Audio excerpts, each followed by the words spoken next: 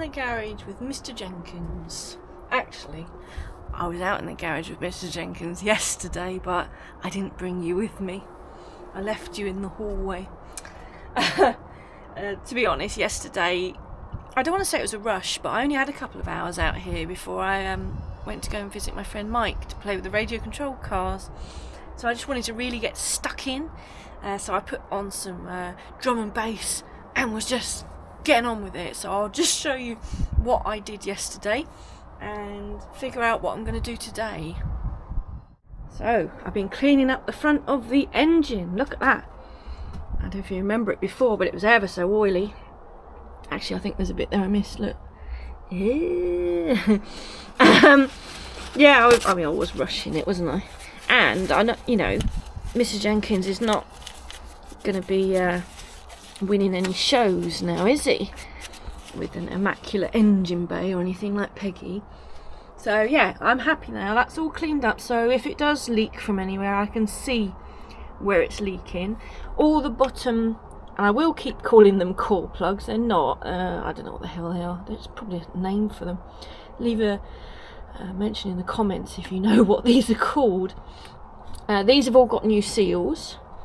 We didn't bother disturbing these, but if it comes to it, these are not hard to get to with the radiator and everything. So I'm a bit funny with rubber.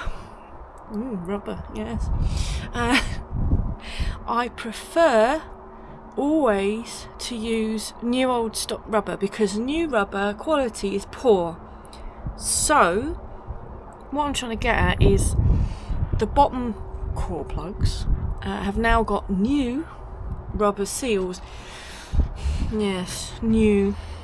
And the top covers have all got original rubber seals. So if they're not leaking, I'd rather just leave them be. Looking at the oil, me and Mike looking at the oil mess on the engine, we're pretty sure it was a dodgy rocker cover gasket. Even though I'd replaced it before, but it must have just been weeping out on the corner there. So yeah, engine is cleaned up as much as I want to. I gave the pulleys a little quick spray of Hammerite. The crank pulley I haven't turned, so it's probably rusty underneath. Although I did spray paint on my glove and rub it underneath. It's only a quick go. I'm not doing a proper job, if you know what I mean. I sanded down the face for the water pump, but I haven't yet cleaned the water pump. Where is it? What did I do with it?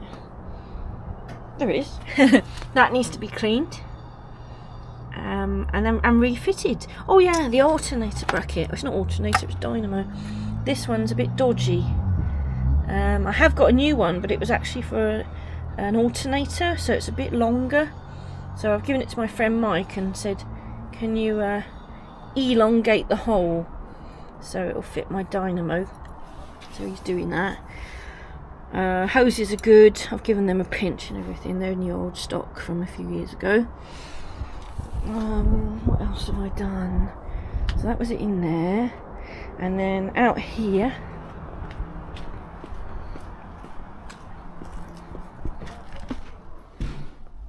or should I say in here, they were outside but I brought them in last night. I painted that pulley. That's what the fan bolts onto. I painted all these little washers, I think you'd call them, to go onto the engine stabiliser. So I've sprayed the stabiliser bracket. You can see cardboard stuck to it there and there. Engine stabiliser bracket painted. That bracket, whatever you call that, I don't know what you call that really.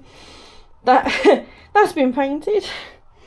So yeah, I think today I'll be looking at cleaning the water pump, refitting the water pump, and refitting all these bits here really, and just get the front of the engine back together so we know the front's done and no more rattly chain. At least I hope not. Yeah, and then I've got to go down the side of the engine because I've got a horrible feeling that the water jacket on the offside is leaking, because I've seen coolant dripping down there on the floor, and the only thing there really is that engine side plate. So I have got replacement side plates that I've got, one new old stock and one second hand, I think, but I haven't got a gasket for that, and I need some really good black sealant to fit a side plate, and it's a horrible job. I'll show it to you in a minute. There's the engine side plate down there. You can see I painted it years ago purple, and the paint's flaking off. Yeah, look, it's leaking. You can see the blue. The blue is coming through. Let's try to get the light in there again. Can you see? The blooming thing's leaking because it's going rusty. Typical. Oh man, so much got to come off. The engine bracket, dipstick mounting. I hate that job so much. The other side's much easier, I think. That's the horrible side. I could leave it for now, but it needs doing, doesn't it? I don't know. I feel like if I don't do it now, like, I don't want to say I won't do it, but if I get the rest of the car done and back on the road, I'm not going to want to take him off the road again to do that job. Well, because I'm still recovering from a bad back, I have to get myself in certain positions where I'm not putting any strain on my back. Normally, to do this job here, I'd be sat cross-legged, have this between my legs, and I'll be crouched over it, sanding. But that's no good for my back. So I'm laying on my old Land Rover seat I've got, and I'm doing it lying down. So I look like Lady Muck sat here cleaning this water pump up. It's a bit corroded around the edges. It looks like bits of old gasket, doesn't it? But it's actually pitted. So I think I remember when I fitted this to the car, I used some instant gasket stuff as well as the gasket because of the pitting. Because if you just use a gasket, the chances are the water can escape through the little sort of crevices, the pits. So it's good to put the gooey sealant on there as well, I reckon. But it's not, you know, it's not terrible.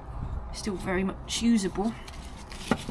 But it's best to be safe and put the sealant on, because the last thing I want to do is bolt it back on the car, bolt everything back in, and then find out that the gasket's leaking, and we don't want that. So I'm trying not to sand any bits inside the actual waterways. Right, this is a good pump. I not long ago fitted it. I say not long ago, it probably was quite a long time ago now, but in classic car terms, it wasn't that long ago. So it's not, you know, what I'm trying to say, it's not a 60-year-old water pump. It's probably like a 6-year-old water pump instead, something like that. I'm not sure if I've got any of the instant gasket stuff. I should have. If I haven't got any in my toolbox, there'll be some in my work van that I can borrow, which is handy. I've tried cleaning it up a bit. I'm going to give it another clean up outside when I've finished sanding this, which is nearly done now. I would normally use brake cleaner or something to clean all this off, but I've run out, so I'm using these wet wipes I've got. They're for cleaning hands, but, well, it will clean anything. It's cleaning the water pump at the moment, so yeah, once I've got it cleaned up, I'll then go and have a look for the sealant, and I reckon we can get this back on today. Oh, I was going to tell you about the radiators, yeah. Oh, I'll show you in a bit. The radiator that was in Mr Jenkins was re-cored. Again, not long ago, but probably like 10 years ago. Yeah, it probably was 10 years ago. Gosh, let time fly. but the radiator is still very, very good. But from day one of when my radiator man recorded, it leaked. It leaked from the top tank is called, the brass bit on the top. And I had him try to repair it. Then I had someone else try to repair it for me, and it still leaks. So I tried repairing it with some quick steel stuff, some like putty. It still leaks. So my radiator man told me I need to find a replacement tank to go on top of the radiator core itself. And in March, I think it was, finally, a friend was getting rid of one radiator. It needs a core, but it's got a good tank, hopefully. So this week, Rami very kindly is going to take both radiators to the radiator shop, and I'm hoping that the radiator man can make one good radiator out of the two, i.e. put the tanks off the second-hand one and put it on mine, stop the blooming thing leaking. My radiator man, unfortunately, has retired, so there's nowhere near me that does radiators. I rang somebody in Bristol, but I didn't like his attitude. He was just sort of trying to sell me another radiator core, basically, and I was like, no, I don't need a core, I need the tank swapping over. My friend Clive recommended this person in Leicester, quite far away from me, I must say. But Rami's offered to take it. He's off this week, so while I'm at work he can nip those up for me, and hopefully the radiator man can sort that out for me. He said it would take 2 to 3 days, which is cool. Yeah, so that's my radiator update. We don't need it, right now, because there's still lots of work to do to Mr Jenkins, and I can run him without the radiator in if I need to move him or anything, just for a short period. I'll carry on cleaning this, and then you'll probably see me head first in the engine bay next. Okay, well, I think we're ready for some water pump fitting now. I found some gasket stuff. It's red. I normally use blue, but this is all I've got. I had a quick Google, and it's suitable to use for this situation because we have a gasket. So this is just to aid the gasket and fill in any pits, as I said, and it also helps hold the gasket in place, which is handy. So I think what I'll do, we only need a little smear of it. I think I'll smear it on my finger, and I'm going to smear it onto the engine first and then stick the gasket to it, I reckon. Let's see if it comes out. Oof, here it comes. Get rid of that crusty bit on the end where I haven't used it for a long time. Here we go. Right. Yep, just spreading it nice and carefully. Try not to get it in the bolt holes. So I really don't want to have to take this apart again for a long time, I hope. Famous last words, isn't it? Okay, so that should stick on here nicely.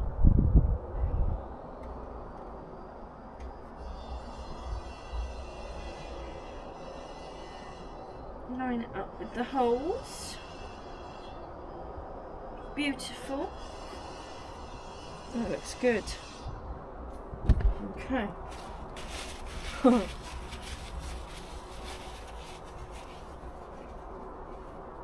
I'm going to do the same again down here with the water pump.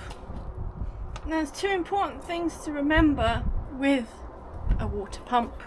sorry, hello, on the P6, on the 2000 obviously, is that you really need to put this hose on first, because if you put the water pump on, if I remember rightly, you virtually cannot fit this hose to the thermostat housing. So you've got to pop it on the water pump and then pop that one up onto the thermostat. Hang on, let me get that Jubilee clip undone a bit more. I've got a bit more space. Get that down. That's it. Up you go. Now, the other important thing is the bolts are different sizes. I think we've got 3 different sizes of bolts. Now I put them in a piece of cardboard with a bit of a pattern to it, so I know that that one is the top and then that one at the bottom, etc, etc. Last time I did one, I actually wrote I got the hose on the wrong way. I wrote I drew round the water pump on the cardboard. Ooh. So I knew the shape of it. This is always the fun of working on cars, isn't it? Looks like this hose is shaped. It is a pig. I remember it being a pig. Oh my goodness. Don't forget to put the Jubilees on.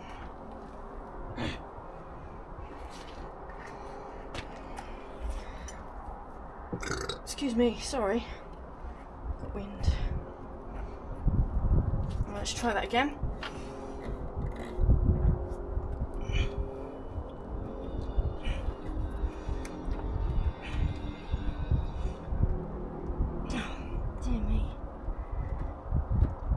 It's not easy, I tell you that much. So if we get the top one, actually let's go for the second one down, because that's the longest. It might be a bit easier to see it go in. Because you've got to do all this and hope that you don't disturb the gasket. You can't see.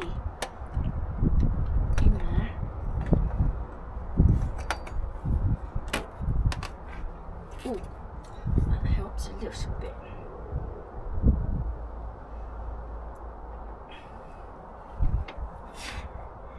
Looks promising.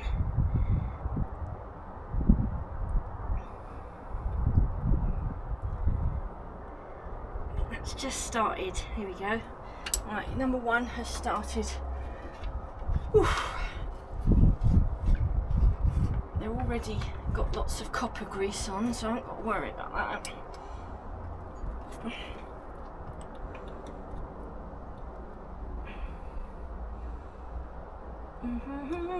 We're winning. They all seem to be going in, which is a relief, isn't it?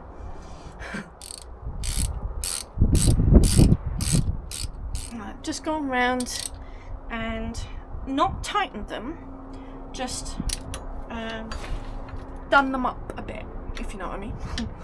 That makes sense. So when you come to actually doing the final tightening, I normally go like the top one, then one of the bottom ones, then one of the top ones, then one of the bottom ones, so you get like an even thing.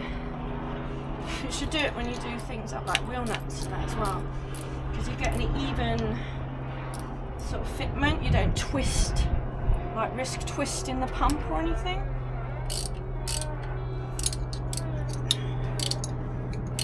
And it evenly squishes out that gasket.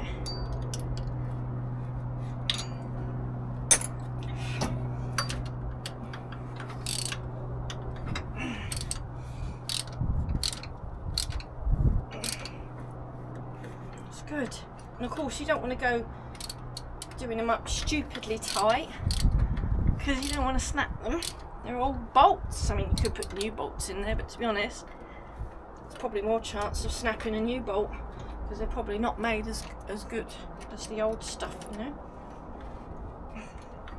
Right, just go around, double check them all, so they're all nice and tight. Beautiful.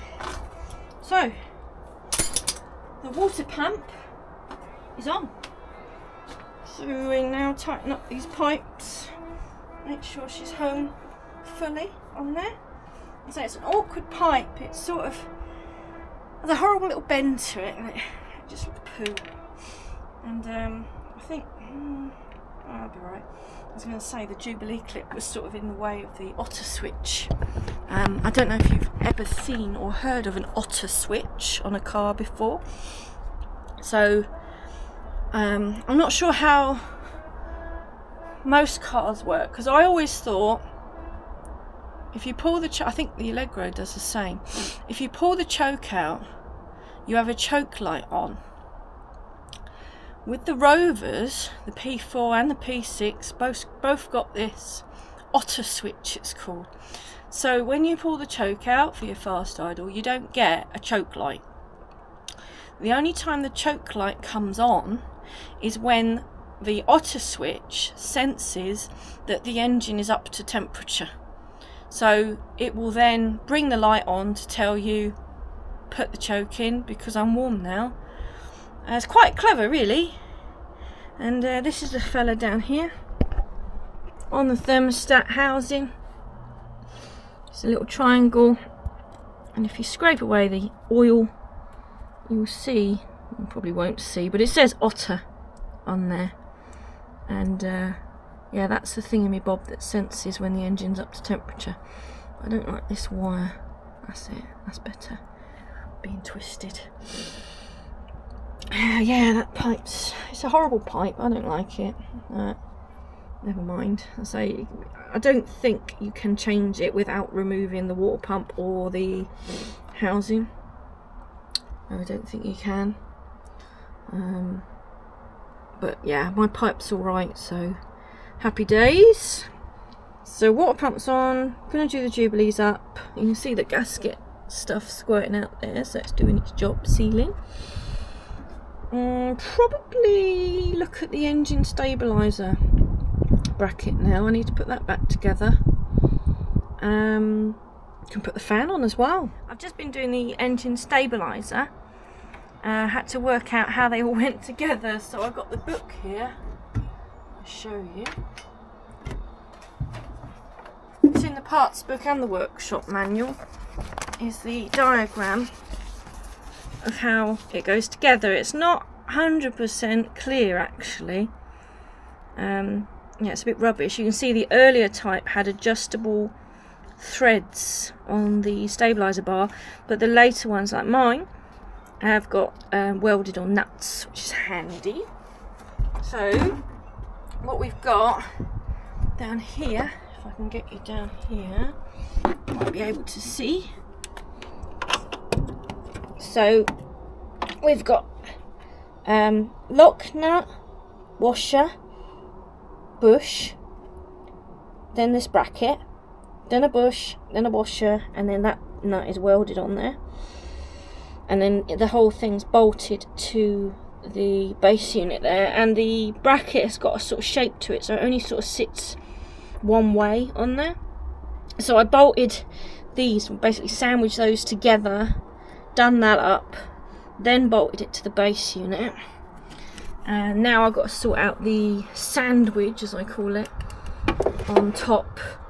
I've just lightly bolted this bracket back on. This is actually, if you're wondering what this weird bracket is, it's actually a lifting bracket. Like, you know, you see the lifting eyes on modern cars, well, probably on older cars as well, they have an eye so you can lift the engine out. This is actually to lift the engine out, believe it or not. Again, the earlier models had the bracket go down here and it was bolted on 3 places. I don't know why, but on the later ones they ditched that one and they just used 2 bolts, which I think is a bit weird. But hey ho, they obviously thought it was a good idea. This hole here, I think, I'm trying to remember, I think when I got it, the HT lead run through there to keep it up and away from the fan. But I can't be 100% sure on that one. Perhaps, no, the engine breather won't go through there, will it? I don't know. I don't know the real reason of that hole. Because I think if you're going to lift the engine, you're meant to lift it on this piece here.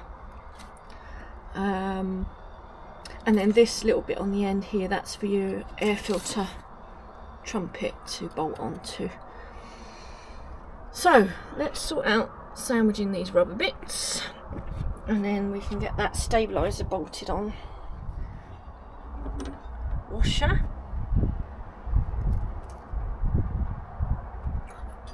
Oh. Rubber. Air washer, rubber. Then on the top, I think you've got another washer. Hang on, which one is it? Is it that one? Hang on. Because you've got a tube goes through them, you see. Just work out where that goes. Oh, okay, yeah, that goes through the keyhole. So let's put that one there. So we've got washer, rubber, washer with a tube on it.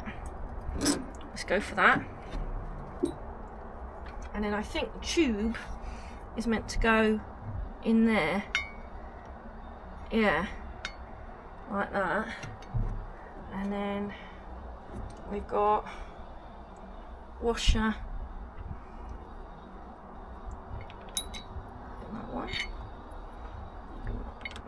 No, it's the big one. So we've got big washer, sits in there. Then we've got another rubber that will sit in that washer.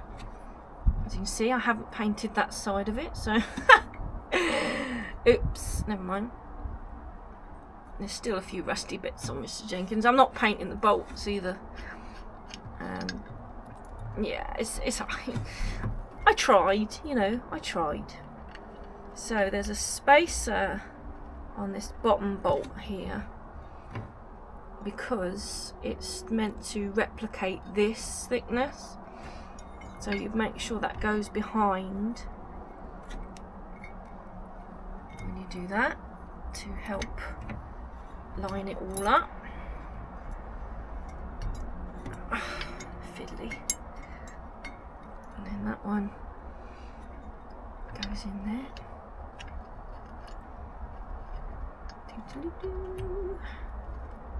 And there's this little eyelet here, I think, is to hold the fuel line out of the way. There we go. So loosely put that on for a minute. And there's a nut here that's meant to go on there and do up. It's all very exciting, isn't it? Right. I've done lots of jobs since last spoke to you. This is my fan. I painted it years ago. What a horrible clash. Purple and red. Not the best colours, but there you go. Right, let's pop that there. That's my next job, to bolt the fan on. Let's get you in so you can see. Oof. So, can't remember what I last did. I was doing that, wasn't I? So that's in. Yeah, a bit crusty looking. I don't mind that. I don't mind having a few rusty bolts. Sorry, it looks you know, sort of genuine, and I say he's not a show king or anything. Fan belt's on, but it's not tightened up because, did I show you my bracket? Where is it? Got it somewhere. There it is. My bracket is a bit worn, you know, and I was a little bit reluctant to use it because it's only plastic, I say I've got a new one, so I'm just waiting for that to come back. So what I've done, this had a stupidly long, oh god, stupidly long bolt in here, because this bolt here is where the bracket holds on to. So that the bolt now, I can undo it because it's right behind this pulley, you see. So I can undo it to fit the new bracket, so that I can then tension the belt, and that's that job done, sort of thing. So bolts in there waiting for the bracket. I've put the HT lead, because the coil's all the way over there, isn't it? HT lead through here with a little bit of pipe round it, just to stop it sort of chafing or shorting out on this metal bracket. So you've got a bit of pipe there. And then I've got these modern what do you call them, hose clip thingamabobs. So I've got one in there I've used to hold the fuel line onto this bracket, which is also holding the engine breather. So I put a longer nut and bolt through there so it can hold those two together. And then I've just cable tied this one around to keep the HT lead away from anything metal, like the rocker cover, this bracket, and then obviously over to the distributor. I've put new hose clips on there, some new hose clips here, cleaned out the flame trap, another hose clip there, another hose clip there. I was going to replace that pipe. Somebody sold me a new old stock pipe. If you look at it, lovely, look, new yellow bits instead of the faded yellow bit, but it's not the right part number and it's shorter. So I don't know what car that's for, but it's not for my model. I've replaced the servo breather, not breather, what do you call it, vacuum pipe. I've replaced that because it was all cracking here. So again, replaced Jubilee clips, new pipe. The original pipe came down on a bracket that was bolted to that, which I never really liked because it put a bit of strain on that, and I think that's why it split. So I'm just going to let it do its thing up there. Got rid of the bracket. I've shortened this because it was way too long and it was a little bit damaged down the end, so shorten that. What else have I done? I think that's it. Fitting a trumpet. Yeah, so bolt the fan on next, and then have a look at the time, because I don't know what time it is. And that's the front of the engine done, as far as I'm concerned. It will just be radiator that needs to be done, and also this oil cooler I've got to change, but I think that'll be for another day in another video. I'm rather hot and sweaty now. And I think my back's telling me to stop. There's still more I want to do. I'm really itching to get, you know, stuck in. But I think I've got stuck in enough today, so I'm going to pack up, wash my hands, and I'm going to lay on my ice pack for a bit, rest my back. Then I'm going to have a shower. And relax. So this is where I'm leaving it. Not really done anything since I last showed you, apart from I bolted the fan on now. What else have I done? Oh, I just tidied up the wires for the electronic ignition, routed that down tidily. This is for the radio. Once the battery's on, that'll be tucked away down there, so you won't really see that. I've got more wiring to tidy up over here. This is my next job, is come over here. I'm going to put some new spade connectors on these for the brake fluid warning on the reservoir. And then, well, I think these are okay. They just look a bit rubbish. Yeah, I think they're alright. That's for the screen wash. I can put all that sort of back together. Put this screen wash pipe back down. Actually, I need to find another lid because this one broke. Yes, I just remembered that. That's why that's tucked away, because that broke out of there. It sort of just sits in there. It's rubbish. Oh yeah, I'm knackered now. Okay, stop Alex, stop. We need to pack up. I've pretty much packed up for now. Right, I'll say goodbye. Thanks for watching. Bye.